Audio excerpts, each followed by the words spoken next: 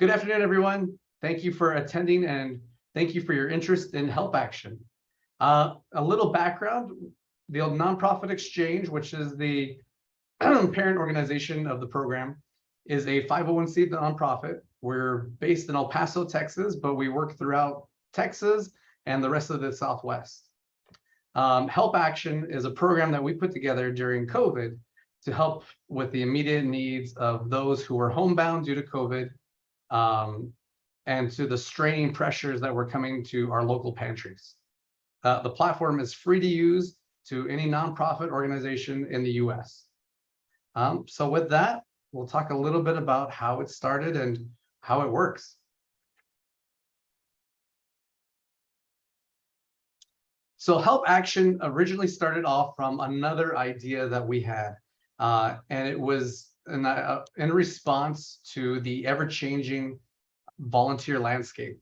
And basically it was in response to how we now function in this digital world.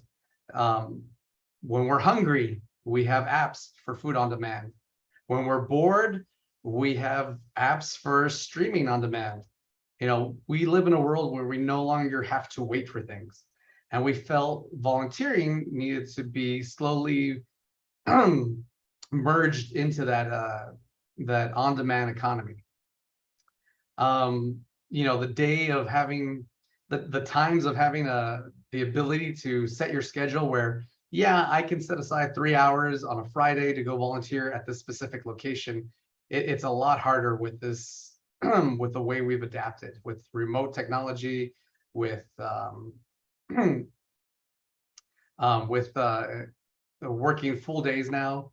And so we want to create a platform where anyone could volunteer at almost any moment, depending on what they were doing at that exact time. The other part of this was technology accessibility. You know, even with smartphones, there is still a bit of a technology gap with installing apps, and that's across all generations. Anytime you download an app, you're learning a new UI, you're learning a new user experience and how it functions and what to expect. So we want to create something that was already universal, and that was text messaging. The power of text is phenomenal. It's conversational. It's already an extension of what we do naturally when we're talking to someone on the phone, when we're in a meeting.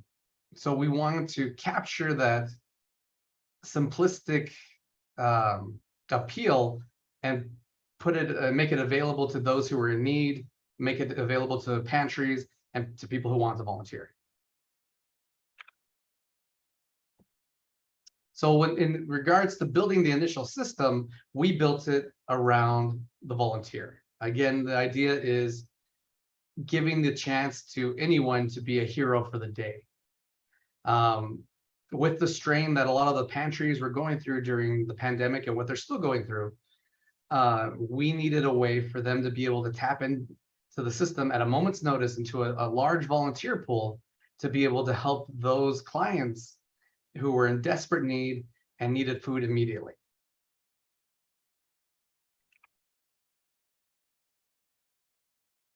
So how do you convey an emergency need to someone through text?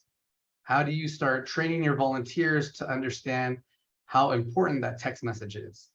Well, the first thing was we didn't want to blast it out to all the volunteers at the same time. Volunteers get annoyed with that. It is very spammy.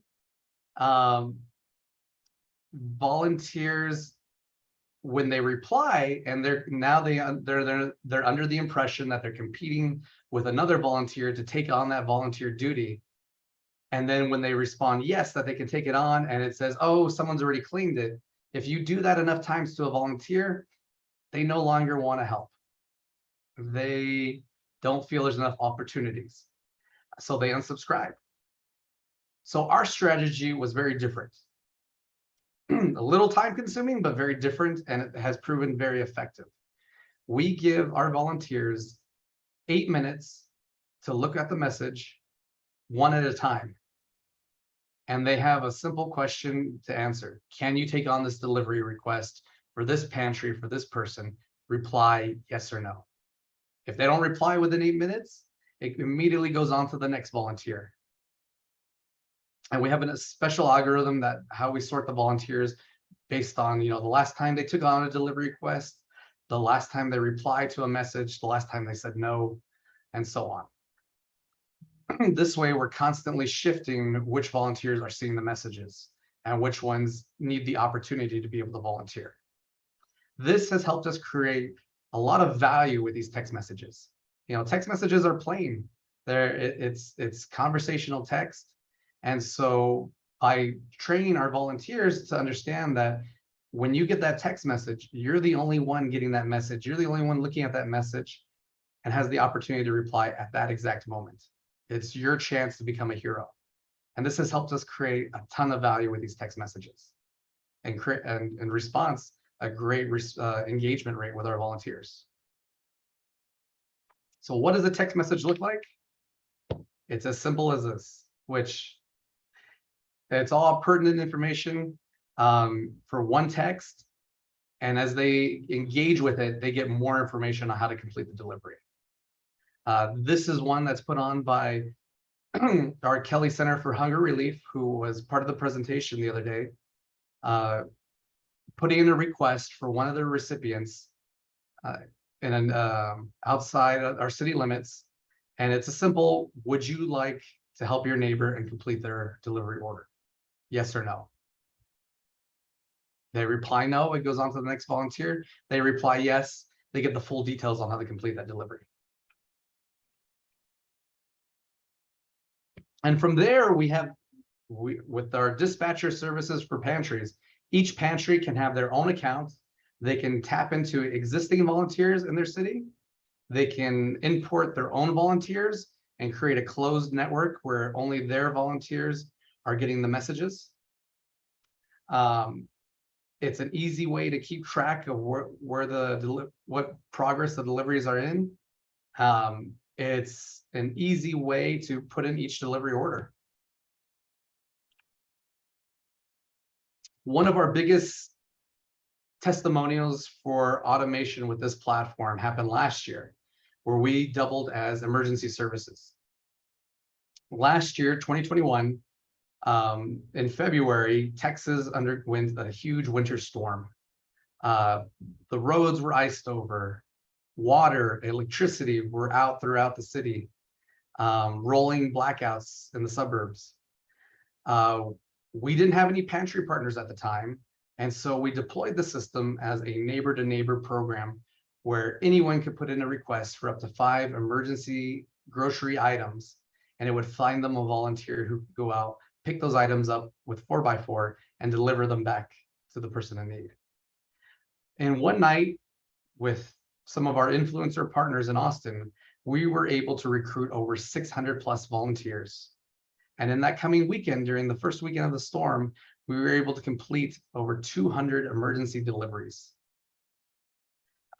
We connected strangers, we connected community partners, and gave them an opportunity to help someone who was in need. One of the other things that we learned during this time was not only was text messaging simple and easy to use, it actually tapped into another audience that we weren't aware of. We were reached out to by a few members of those who were visually impaired, asking if they could also place orders for their grocery items through text message, which our platform handled. You didn't have to use just the website. You could actually send a text in, supply your address, supply what you needed, and it would never take you out of that medium.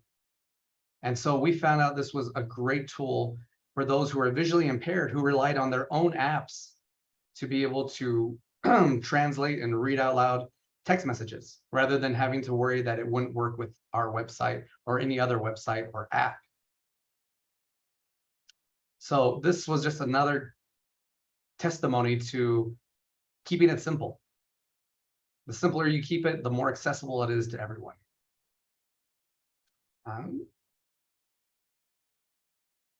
So I'm gonna see if there's any questions from the audience. John, I have a question for you. Actually, could you talk a little bit about the how do the communities that you can tap into locally work?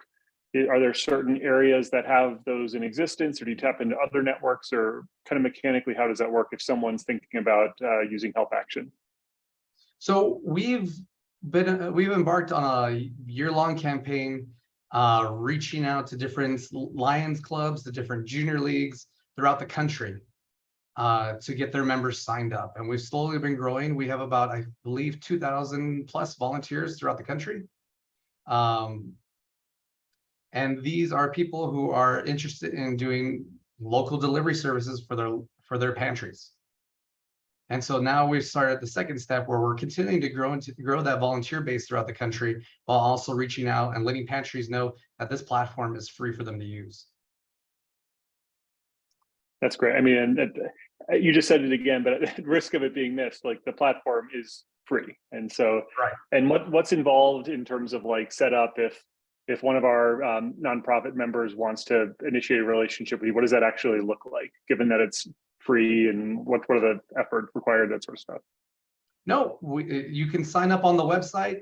One of our staff will reach out to you about scheduling a training time. We'll work with you on importing your existing volunteers, or if you don't have a volunteer base for this, we can definitely help put together a strategy on how to recruit volunteers in your city. That's great. I don't see any other questions in the chat now. Is there anything else you think we should hit, or is that the highlights?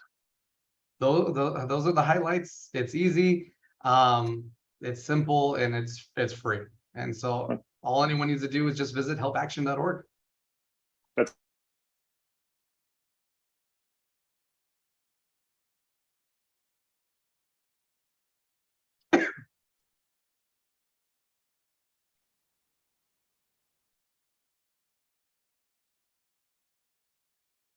I think you might have frozen. And I appreciate it. And anyone who's interested, you can check out the Help Action profile on Pond if you want some more details, or like John said, because it's a free tool, feel free to go right to helpaction.org. Great. Thank you, John. I appreciate it. No problem. Have a good day. Have a good one. Bye-bye.